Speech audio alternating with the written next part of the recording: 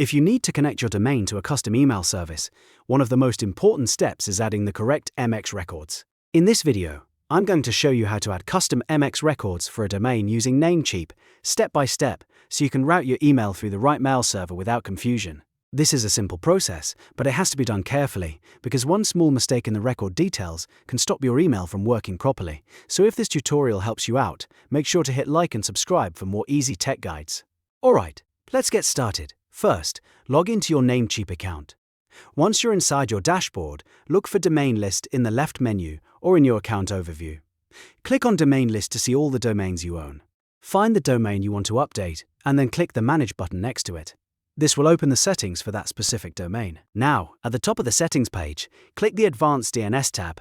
This is where Namecheap lets you manage DNS records, like A records, CNAME records, TXT records, and MX records.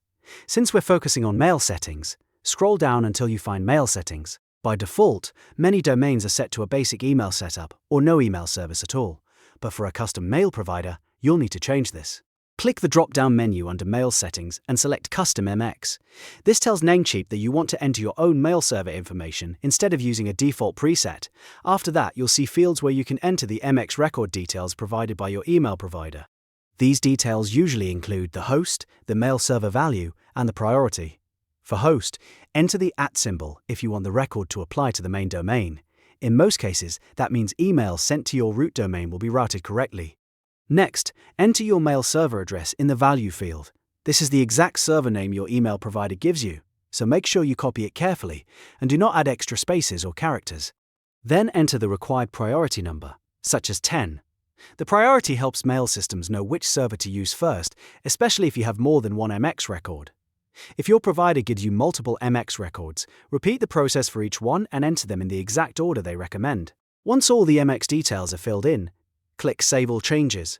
Namecheap will store the new DNS settings, and from that moment, the update will begin working across the internet. Now, keep in mind that DNS changes do not always work instantly. You may need to wait for the changes to propagate, which can take anywhere from a few minutes to several hours, and in some cases, up to 24 to 48 hours.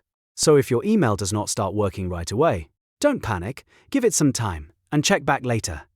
Once propagation is complete, your domain will route email through the configured mail server, and your custom email setup should start working properly.